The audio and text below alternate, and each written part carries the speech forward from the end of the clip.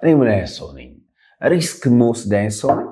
ከፍተኛ የመለወጥ ረሃብ ያለኝ ሰው ነኝ? እድገት የምፈልግ ሰው ነኝ? ይሄ ካሌለ ታዲያ ስኬታማ ከሚሆኑ ውጤታ ከሚሆኑ አይነት ሰዎች ውስጥ አይደለህም ማለት ነው። ውብ ህይወት መኖር ይገባሻል። ውብ ህይወት መኖር ይገባሃል። በዓላማ በተስፋና ህይወትን ወዶ መኖር ይገባሻል፣ ይገባሃል። ሰላም፣ እንዴት ናችሁ? ደህና ናችሁ ወይ? እንኳን ደህና መጣችሁ። እንግዲህ የዛሬው ስልጠናችን ከኔ ጋር እንቀጥላለን። በጣም ጥሩ ስልጠናዎችን በዚህ ቻናል እየወሰዳችሁ እንደሆነ አምናለሁ። ዛሬ ደግሞ ከኔ ጋር እንግዲህ በእኛ ቢዝነስ ውስጥ አክቹዋሊ በእኛ ቢዝነስ ውስጥ ብቻ ሳይሆን በየትኛው ቢዝነስ ውስጥ ስኬታማ ለመሆን የሚያግዙ 7 ነጥቦችን ሼር አደርጋችኋለሁ ማለት ነው።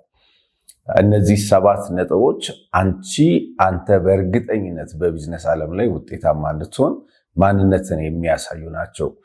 በእነዚህ 7 ነጥቦች የተካንክ ወይ ደግሞ እነዚህ 7 ነጥቦች በውስጥ ካሉ ውጤታማ ትሆናለህ። ባይኖሩ እንኳን እነዚህ 7 ምነግራችሁ ነገሮች እንዲኖራችሁ ማድረግ ነው ማለት ነው። ሰው እንግዲህ ብዙ ጊዜ ምን ይባላል? ኢንተርፕሬነር መሆን ይባላል። ኢንተርፕሬነር በተፈጥሮ የሚሰጥ ወይስ ራሳችን ላይ የምንገነባው ይመስላችኋል?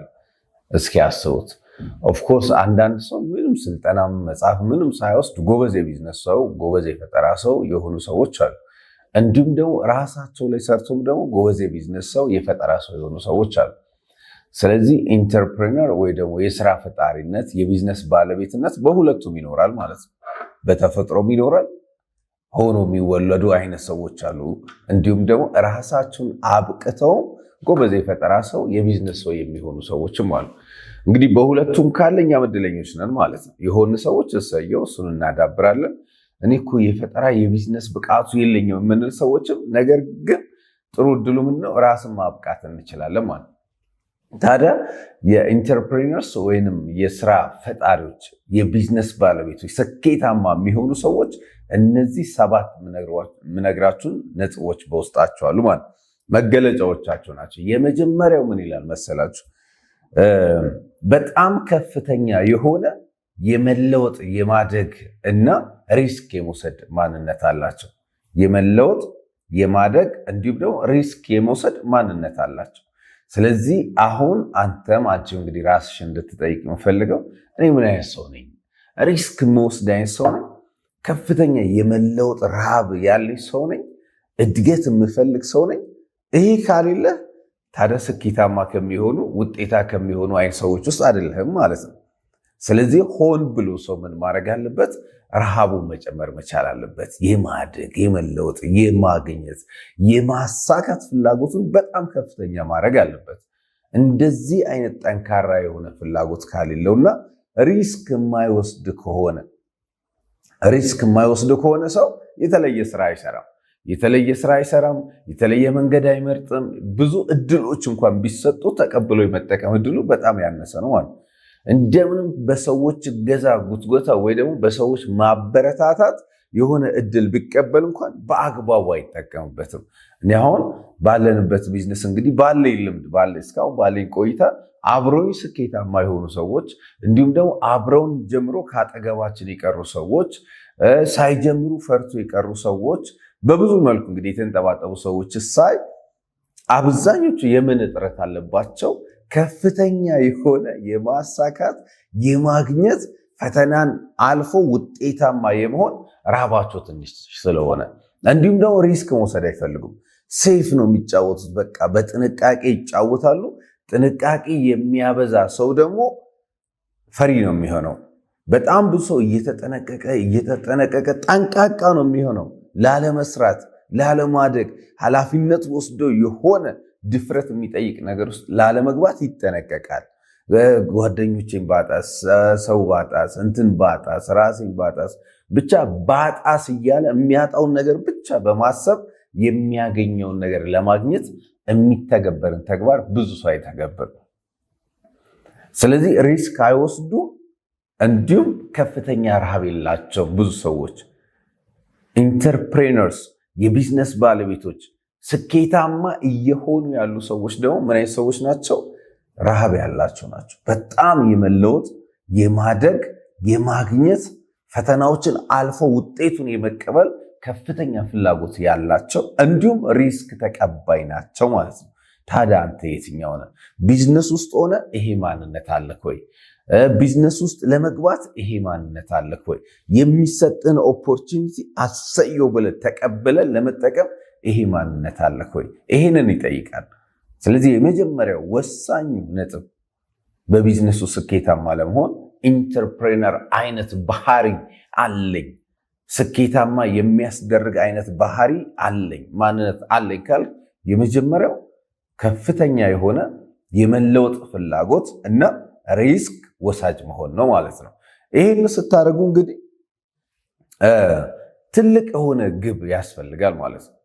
ትልቅ የሆነ ግብ በቃ በህይወታችሁ ዝም ብሎ ለመብላት፣ ለትራንስፖርት፣ ቤት ምናምን ኖርማል የሆነ ኑሮ መኖር ብቻ ሳይሆን ከራስም በላይ ለብዙዎች የመትረፍ ትልቅ ግብ ያስፈልጓል። ሰው ግብ አለ ከራሱ ተብሎ ሲጠይቅ ሰው አዎ ይላል። ግቡንም በግልጽ የማያውቅ ብዙ ሰው አለ ነው። እዚህ ቁጭ ብላችሁ ማለት ቁጭ ብላችሁ ዱ አይ ሪሊ ሃቭ ኤ ጎል፣ ግብ አለኝ፣ ትልቅ ግብ ነው፣ ድፍረትን የሚጠይቅ ነው፣ አቅምን ማውጣትን የሚጠይቅ ነው፣ ማድረግ የማልፈልገውን ነገር እንዳደርግ የሚያበረታታኝ ነው፣ መተው የማልፈልጋቸው ነገሮችን የሚያስተው ስደርስበት ግን የሚያኮራ ግብ አለኝ። ትልቅ ነገር የማሳካት ፍላጎት አላቸው ማለት ትልቅ ነገር የማሳካት ፍላጎት አላቸው። ምናልባት ይህን ሲያደርጉ እንግዲህ ለቤተሰብ ላይመቹ ይችላሉ፣ ለጓደኞቻቸው ላይመቹ ይችላሉ። በጣም ብዙ ሰው ይቅርብህ ብለው ሊመክራቸው ይችላል፣ ሊያስፈራሯቸው ይችላል። ነገር ግን ሁሉንም አይሰሙም። ስለ ጠንካራ ፍላጎታቸው ሲሉ፣ ስለ ጠንካራ መሻታቸው ሲሉ የሚመክሯቸውንም ሰዎች የሚያስፈራሯቸውንም ሰዎች እንደማይቻል የሚነግሯቸውንም ሰዎች እንዴት እንደማይደረስ ውሸት እንደሆነ ከንቱ ልፋት እንደሆነ የሚነግሯቸውንም ሰዎች አይሰሙም። ለምን? ጠንካራ የሆነ ፍላጎት ስላላቸው ማለት። በጣም ብዙ ሰው እንደዚህ ጠንካራ የሆነ ፍላጎት ስላሌለው ጆሮ ለብዙ ሰው ክፍት ነው። የማይሆን ነገር ለሚነግራቸው ጆሮቸው ክፍት ነው። እንዴት እንደማይቻል ለሚያሳዩቸው ሰዎች ጆሮቸው ክፍት ነው። አዝነው ለሚመክሯቸው ሰዎች ጆሮቸው ክፍት ነው። ስለዚህ በሰዎች ምክርና በሰዎች ቁጣ፣ በሰዎች ማስፈራራት፣ በአጋጣሚዎች፣ በሁኔታዎች፣ በወደቁ ሰዎች ታሪክ፣ በማይሰሩ ሰዎች ንግግር ምን ያደርጋሉ? ይቆማሉ። ጠንካራ ፍላጎት የሌላቸው እነዚህ ግን በፍጹም አይቆሙ። መገለጫቸው፣ ባህሪያቸው ጠንካራ ፍላጎት እና ለሱ ሪስክ ወሳጅ ናቸው ማለት ነው። ስለዚህ እናንተም ኢንተርፕሬነር ሰክሰስፉል ለመሆን ውጤታማ ለመሆን ከሚያስፈልጉ ነገሮች ውስጥ የመጀመሪያውና ዋናው ምንድነው ማለት ነው? ጠንካራ ፍላጎትና ሪስክ ወሳጅ የሆነ ማንነት ነው ማለት ነው። ለዛ እኮ ነው አሸናፊዎች አያቋርጡም፣ የሚያቋርጡ ደግሞ መቼም አያሸንፉም የሚባለው። ስለዚህ አንድ ቢዝነስ ጀምረሃል፣ ገብቶክ ጀምረሃል፣ ጠይቀህ ተረድተህ ጀምረሃል፣ የምትቆመው ስትደርስ ነው ማለት ነው። ይህንን ማንነት ይጠይቃል። ይህን ማድረግ አለብን። ሁለተኛው ደግሞ ችግሮችን የሚፈቱ ናቸው። they are a problem solvers ኢንተርፕሬነርስ የቢዝነስ ማንነት የስኬት ማንነት ያላቸው ሰዎች ሁለተኛው መገለጫቸው ሁለተኛው ነጥብ ደግሞ ምንድነው? የትኛውንም ችግር የሚፈቱ እንጂ ችግር የሚያስቆማቸው ሰዎች አይደሉም። ታዲያ እኔ በብዛት ብላችሁ ራሳችሁን ጠይቁ። እኔ በብዛት ችግር አለ? አዎ ችግሩ አለ። ምናልባት አንዳንድ ቆንጆ ኦፖርቹኒቲ መጥቶላችሁ ይኸው በተለይ አብረን እንግዲህ የምንሰራ ሰዎች አብሮን ሰዎች ኦፖርቹኒቲ እንዲጠቀሙ እኛ የምንሰራው ስራ እንዲሰሩ በነፃ እያስተማርን እያሳየን እያገዝን እያበረታታን አብሮን ስኬታማ እንዲሆኑ ብዙ ሰዎችን እድል እንሰጣለን። እየሰጣችሁም ትገኛላችሁ ብዙዎቻችሁ። ታዲያ አብዛኛው ሰው ህይወቱን የሚቀይርለት ኦፖርቹኒቲ ሲመጣለት ስኬታማ የሚያደርገው እድል ሲመጣለት አልችልም ብሎ ይቆማል። ቆይ እስኪ ብሎ ይቆማል። እኔ እኮ ችግሬ ምን መሰለህ ብሎ የማይችልበትን ችግሩን ያብራራል። ምናልባት የገንዘብ የለኝም ችግር ሊያቀርብ ይችላል። ምናልባት ሰዎች የሉኝም ችግር ሊያቀርብ ይችላል። ምናልባት የሚቀበለኝ ሰው የለኝም አይነት ችግር። ብቻ ችግሮችን በብዛት ያብራራሉ። ነገር ግን ስኬታማ ኢንተርፕሬነርስ፣ ውጤታማ የሚሆኑ ሰዎች ችግሮችን የሚፈቱ እንጂ ችግሮቻቸውን የሚያብራሩ አይደሉም። ታዲያ አንተ በብዛት ችግርህን የምታብራራ ሰው እንዴት እንደማትችል፣ እንዴት እንደማታሳካ፣ እንዴት እንደማይሆንልህ ችግርን የምታብራራ ሰው ነህ ወይስ ለችግሩ መፍትሄ የምትሰጥ ሰው ነህ? አየህ፣ እነዚህ ኢንተርፕሬነርስ ችግርን የሚፈቱ እንጂ ችግርን ቁጭ ብሎ የሚያብራሩ ሰዎች አይደሉም። ታዲያ የምን ችግር አለብህ አንተ እንዳትሰራ ያደረገ? የአስተሳሰብ ችግር ነው? የስነ ልቦና ችግር ነው? የእውቀት ችግር ነው? የገንዘብ ችግር ነው? የምን ችግርህን ነው በብዛት እያብራራህ ያለው ወደፊት እንዳትቀጥል? የምን ችግርህን ነው ለሰዎች እየነገርክ ለራስህ እየነገርክ ተግባር ውስጥ እንዳትገባ ያደረገ? ምን ችግር ይሆን? አየህ፣ ችግር የሚፈታ ወደ ላይ የሚያስወጣ እንጂ የሚያስቆም አይደለም። ሁሉም ችግር የምትላቸው ደግሞ መፍትሄ ያላቸው፣ መፍትሄውን ማሰብ ሲችል ሰው ማለት። ስለዚህ ለእያንዳንዱ ችግር መፍትሄ ፈላጊ ሰው መሆን ነው ማለት ነው። ለምሳሌ ኦፖርቹኒቲ ተሰጥቶ እንዳትጠቀም ያደረገ መጀመሪያ ምንድን ነው አስቡ። አንዳንዱ ዝም ብሎ ፍርሃት፣ ዝም ብሎ መፍራት፣ ባይሆንስ ብሎ መፍራት፣ ባልደርስበትስ ብሎ መፍራት፣ ሰዎች ምን ይሉኛል ብሎ መፍራት፣ ዝቅ ብሎ ላለመታየት መፍራት፣ ክብርን በቃ ክብሬ እንዳይነካ አይነት ክብር ሳይኖረው ለክብሩ የሚጠነቀቅ አይነት ሰው መሆን። አብዛኛው ፍርሃቶችን ብናይ ዝም ብሎ ቅዠት የሆኑ ፍርሃቶች ናቸው ማለት። ስለዚህ እሱን ፍርሃትን ፈርተ መፍትሄ ፍለጋ ካልክ እሱ ፍርሃት ሁሌ በታች ሆነ እንድትቀር ያደርጋል። ሰው ፍርሃቱን ነው መፍራት ያለበት። የሚያስቀር ተግባር ውስጥ እንዳትገባ፣ የሆነ እርምጃ እንዳትወስድ፣ ወደ ላይ መውጣት እንዳትችል፣ ማድረግ ያሰብከውን ነገር እንዳታደርግ የሚሰሙህን ፍርሃቶች፣ እነሱን ፍርሃቶች ፍራቸው። ወደኋላ ያስቀሩሃል፣ ከውጤት የራክ እንድትሆን ያደርጉሃል። እና ብዙዎች ፍርሃትን በማስተናገድ ምን አድርገዋል? ውጤት ሳያገኙ ቀርቷል ማለት። ስለዚህ ምን ማድረግ አለብን? እንደነዚህ እንደ ኢንተርፕሬነር አይነት ሰዎች ስኬታማ እየሆኑ እንዳሉ አይነት ሰዎች ችግር ፈቺ መሆን አለብን ማለት። አክቹዋሊ ማደግ የፈለገ ሰው በሙሉ ችግርን ነው መፍታት ያለበት። ቢዝነስ ምንድን ነው ብለን ስናስብ፣ ስለ ቢዝነስ እናወራ በብዛት። እንግዲህ አይታችሁ ከሆነ ቢዝነስ ማለት ችግር መፍታት ነው። ቢዝነስ ችግር መፍታት። ስለዚህ ብዙ ትልልቅ ችግሮች ስትፈታ ብዙ ሀብት ታካብታል፣ ብዙ ዝና ታገኛል፣ ብዙ ውጤት ታገኛል። ትንሽ ችግር ስትፈታ ደግሞ ትንሽ ውጤት ታገኛል። ስለዚህ the more problem you solve the more money you make ማለት ነው።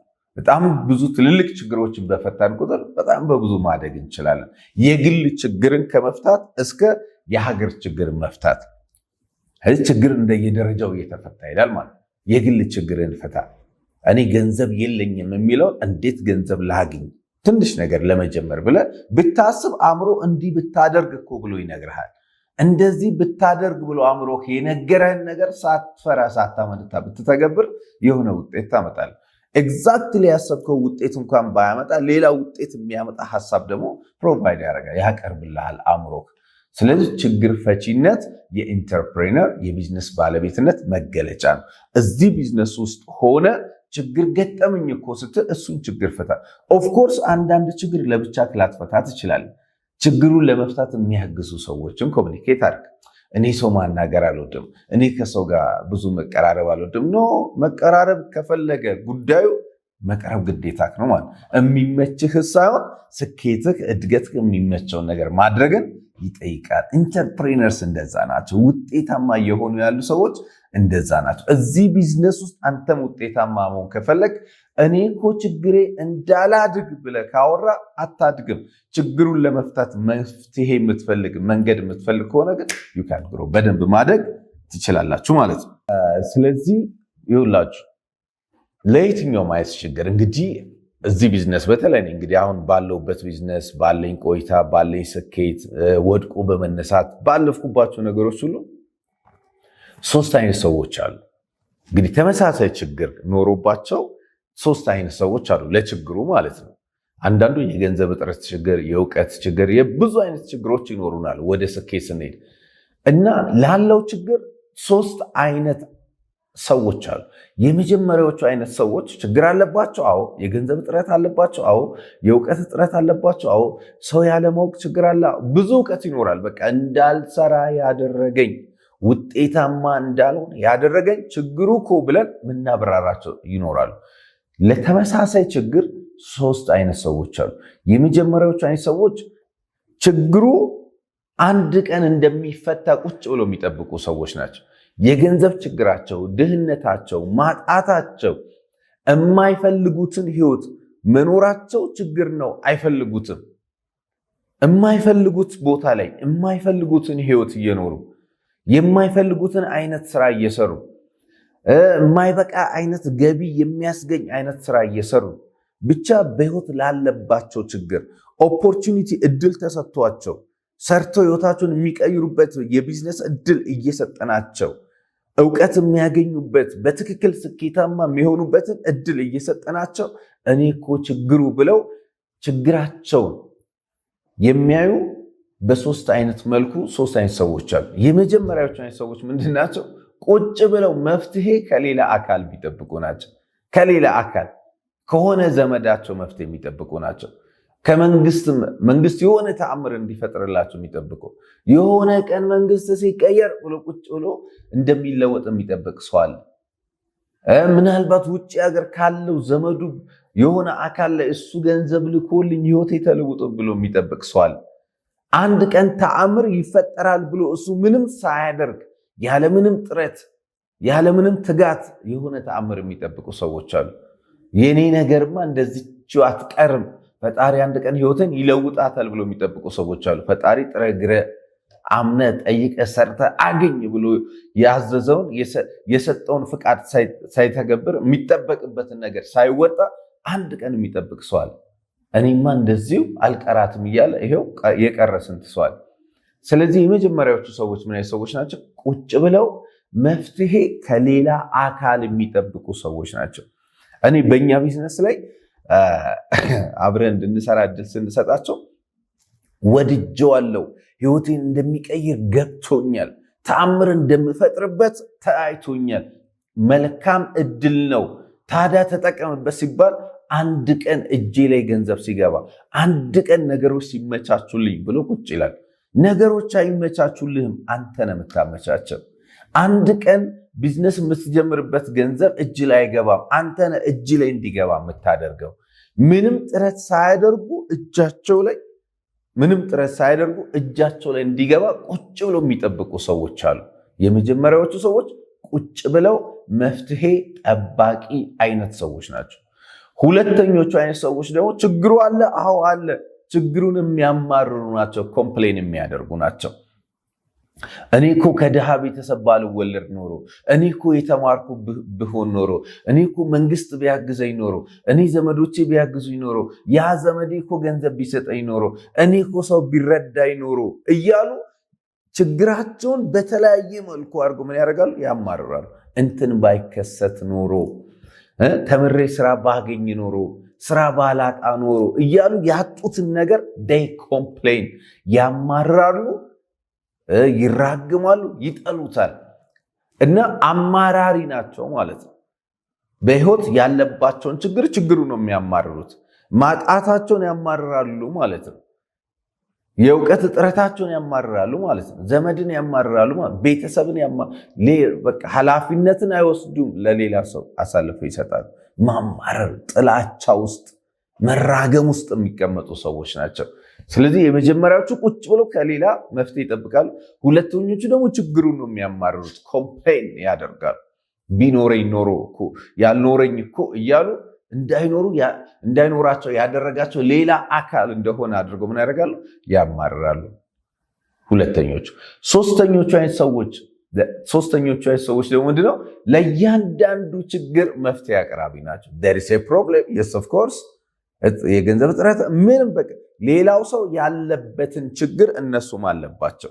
እነዚህ ሶስተኞቹ ሰዎች ግን ለእያንዳንዱ ችግር መፍትሄ ፈላጊ ናቸው። መፍትሄ እንዴት እንደማይችሉ ሳይሆን እንዴት እንደሚችሉ የሚያስቡ ናቸው። ስላሌላቸው ሳይሆን እንዴት ኑሯቸው እንደሚቀጥሉ ነው የሚያዩት። ወይኔ በጀመርኩ ሳይሆን መጀመር አለብኝ ብሎ ነው የሚያስቡት።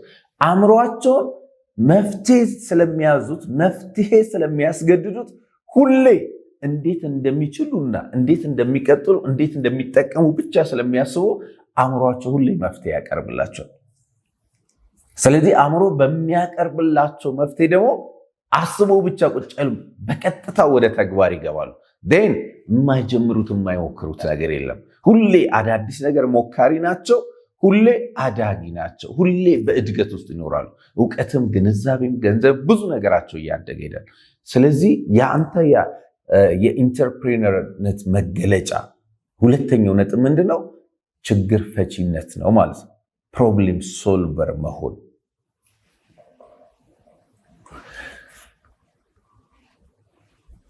ሶስተኛው ልክ ነው። ሶስተኛውና ወሳኙ ነገር ደግሞ ምንድነው? የአንድ ኢንተርፕሬነር የአንድ የቢዝነስ ባለቤት መገለጫ፣ የስኬታማ ሰው መገለጫው ሶስተኛው ነጥብ ደግሞ ምንድነው? ገንዘብ ከማግኘትም በላይ አዎንታዊ ተጽዕኖ የመፍጠር ከፍተኛ ፍላጎት አላቸው። ባሉበት ቦታ ላይ፣ ባሉበት ዘርፍ ላይ፣ በህይወታቸው ዓለም ላይ ተጽዕኖ ፈጥሮ ማለፍን ይፈልጋሉ። ዓለም ላይ በዓለም አቀፍ ደረጃ ተጽዕኖ ፈጣሪ ሰው መሆንን ይፈልጋሉ። ተጽዕኖ ፈጣሪ ለመሆንም ይሰራሉ። ስም ከመቃብር በላይ ሲባል ሰምታችሁ አታውቁም? ልክ እንደዛ ማለት ነው። በእያንዳንዱ ድርጊታቸው ለማግኘት ብቻ ሳይሆን ኢምፓክት ፈጥሮ ማለፍን ይፈልጋሉ። ትልቅ ተጽዕኖ ፈጥሮ ማለፍን ይፈልጋሉ።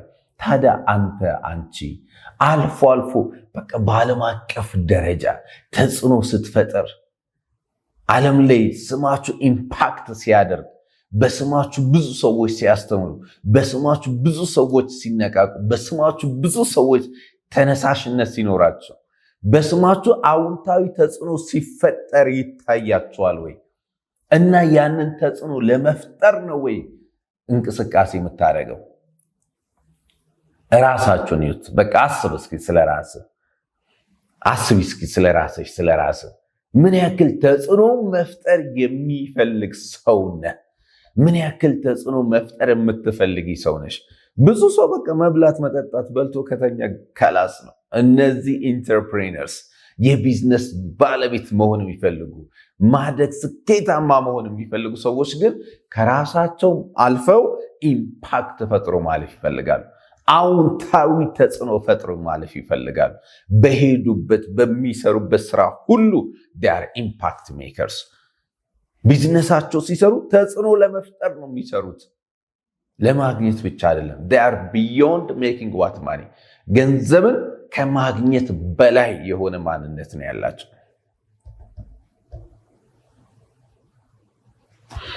ሰው ገንዘብን አግኝቼ ብር አግኝቼ ምናምን አይደለም። ገንዘብ ኢምፓክት ሳትፈጥርም ታገኛለህ። በብዙ መልኩ ኢምፓክት መፍጠር አይደለም።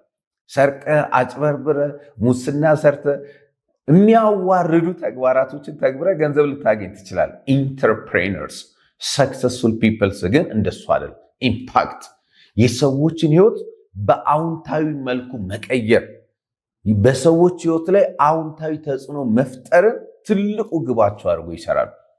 ይሄንን አስበው ስለሚሰሩ ገንዘብ ደግሞ ይከተላቸዋል። ገንዘብ ይከተላቸዋል። አየህ፣ እንደዚህ አይነት ኢንተርፕሬነርስ፣ እንደዚህ አይነት ሰክሰስ ማይንድ ሴት፣ የስኬታማ አይነት ሰዎች መገለጫ ካሌለ ገንዘብን ትከተላል። እነሱ ግን በሚፈጥሩት ተጽዕኖ ገንዘብ ይከተላቸዋል። ስለዚህ አንተ ምን ያክል ተጽዕኖ ፈጣሪ ሰው መሆን ትፈልጋለህ? ይሄ ሶስተኛው መገለጫ ስለሆነ ማለት ነው። እነዚህ ሰዎች ለሌላ ሰው ከመስራት፣ ተቀጥሮ ከመስራት፣ በሆነ ድርጅት በሆነ ተቋም ስር ገብቶ ከመስራት ይልቅ ገንዘብ ለነሱ እንዲሰራላቸው ይፈልጋሉ። በራሳቸው የሚያስተዳድሩት የድርጅት የቢዝነስ ባለቤት መሆንን በትልቁ ይፈልጋሉ። ብዙ ቢዝነስ መስራት ትፈልጋለህ? አዎ። ነገር ግን ቢዝነስ የሚፈልገውን ዋጋ መክፈል ደግሞ አይፈልጉም። እነዚህ ስኬታማ ሰዎች ግን እንደዛ ናቸው። በማይመች ሁኔታ ውስጥ የተመቻቸ ህይወት የሚያስኖራቸውን የቢዝነስ ባለቤት መሆን ይፈልጋሉ እንጂ ለሌላ ሰው መስራትን አይፈልጉም። ለራሳቸው መስራት፣ ዓለም ላይ ተጽዕኖ መፍጠርን ይፈልጋሉ። አንተ ተጽዕኖ ፈጣሪ ሰው መሆን ትፈልጋለህ? እንደዛ አይነት መሻት፣ እንደዛ አይነት ፍላጎት ካለህና ጥረት የምታደርግ ከሆነ ታሟላለህ። ሶስተኛው ነጥብ ማለት ነው። አራተኛው ነጥብ እነዚህ ኢንተርፕሬነርስ እንደ ሰክሰስፉል ፒፕል ምን አይነት መገለጫ አላቸው ብለህ ስናይ፣ አራተኛው በጥቂት ትክክለኛ ባለራዕይና ህልመኛ በሆኑ ሰዎች ብቻ የተከበቡ ናቸው። ጥቂት ጓደኛ ወይ ደግሞ በጥቂት ሰዎች የተከበቡ ናቸው። ብዙ ሰው አይከተሉም፣ ብዙ ሰው አያውቁም። እንደ ብዙሃኑ ለመሆንም አይሞክሩም። ከብዙ ሰው ጋር ለመመሳሰልም አይሞክሩም። በቃ ጥቂት ጓደኛ ነው ያላቸው። ጥቂት ሰርክል ኦፍ ኢንፍሉዌንስ ነው ያላቸው። እነዛ ሰርክል ኦፍ ኢንፍሉዌንሶችም ምን አይነት ሰዎች ናቸው? ባለራዕይ፣ ህልም ያላቸው፣ የዋጋ ሰው በሆኑ ጥቂት ሰዎች የተከበቡ ናቸው። በጣም ብዙ ሰው ደግሞ አይታችሁ ከሆነ ብዙ ሰው ያውቃሉ፣ ዘመድ ሁሉ ያውቃሉ፣ ይወዳሉ፣ ጓደኛ ብዙ አላቸው። በጣም ብዙ ሰው የሚያውቁ አንድም ሰው ጋር ግን ክብር የሌላቸው ናቸው። በጣም በብዙ ጓደኛ የተከበቡ እጅግ በጣም ብዙ ሰው የሚያውቁ ብዙ ሰው የሚያውቃቸው ግን ዋጋቸው ያነሱ ናቸው። ነገር ግን ኢንተርፕሬነርስ ስኬታማ ሰዎች በጣም በጥቂት ሰዎች የተከበቡ ጥቂት ጓደኞች ያላቸው፣ ጓደኞቻቸውም ደግሞ እነሱም ባለራዕይ የሆኑ ህልም ያላቸው የዋጋ ሰው የሆኑ ናቸው። ታዲያ አንተ በጥቂት ዋጋ ያላቸው ሰዎች የተከበብክን የልብ ጓደኛ አለህ? እንድታድግ፣ እንድትበረታ፣ ከፍ እንድትል የሚያደርግ ውስጥህ ያለውን አቅም አውጥተህ እንድትጠቀም የሚያደርጉ ጥቂት ሰዎች አሉ። መገለጫክ ነው ይሄ ከሆኑ ትክክል፣ በጣም ጥሩ። የስኬታማ የኢንተርፕሬነሮች መገለጫው አራተኛው ነጥብ ምንድነው? ጥቂት ሰርክል ኦፍ ኢንፍሉዌንስ ነው ያላቸው። የብዙ ሰው አይደሉም፣ የጥቂት ትክክለኛ ሰዎች ናቸው። ብዙሃን ላይ ግን ምን ያደርጋሉ? ተጽዕኖ ይፈጥራሉ። ብዙሃን ላይ ተጽዕኖ ይፈጥራሉ። ያላቸው ሰርክል ግን እጅግ በጣም ትንሽ ነው ማለት ነው። አስተውሉ። የሰው ልጅ አብሯቸው የሚውላቸው የአምስት ሰዎች ድምር ውጤት ነው። አብሮን የሚውሉ ሰዎች ድምር ውጤት ነን። አንድ እጅግ በጣም ባለጸጋ የሆነ ሀብታም ሰው ከ10 ድሃ ጋር ቢውል መጨረሻ 11ኛው ድሃ እሱ ነው የሚሆነው። ምንም አድርገውት እኮ አይደለም፣ አስተሳሰብን ከነሱ ስለሚወርስ የሱን የኢንተርፕሬነር አስተሳሰብን ያወርዱበታል፣ ይገሉበታል ውስጡ ላይ። ስለዚህ የነሱ አስተሳሰብ ይህን ሰው ዜሮ ይከተዋል፣ እንደነሱ ያደርጓል። አንድ ድሃ ደግሞ ከ10 ባለጸጎች ጋር በትክክል ኢንተርፕሬነር ማንነት ካላቸው ሰዎች ጋር ውሎ ቢያድር ቢኖር 11ኛው ሀብታም ሰው እሱ ነው የሚሆነው። ለምን? አስተሳሰብን ይወርሳልና። ስለዚህ ሰርክላቸው ትንሽ የሆነው ብቃታቸውን እንዲያወጡ ስለሚያግዛቸው ጭምር ነው። አራተኛው የኢንተርፕሬነር የቢዝነስ ሰዎች መገለጫ፣ ይሄን ስራ እየሰራችሁ ያላችሁ ሰዎች መገለጫችሁ ትክክለኛ ፕሮዳክቲቭ ከሆኑ ጥቂት ሰዎች ጋር መሆን ነው ማለት ነው። ስለዚህ ምን ታደርጋላችሁ ማለት ቀናችሁን፣ ሰዓታችሁን ከማጋ ነው የምታሳልፉት? ከማጋ ነው ቀናችሁን፣ ሰዓታችሁን በብዛት የምትጠቀሙት? with the right people፣ ከትክክለኛ ሰዎች ጋር፣ ባለራዕይ ህልም ከሆኑ አይነት ሰዎች ጋር ነው። ካልሆነ ወዳጅ ተሰብሰብ ማለት ነው። ወደ ትክክለኛ ሰርክልህን፣ ተጽዕኖ ክልልህን አስተካክል። ይሄ የስኬታማነት መገለጫ ነው። አምስተኛው እና በጣም ወሳኙ ደግሞ በወጥነትና በቀጣይነት ራሳቸው ላይ ኢንቨስት ያደርጋሉ።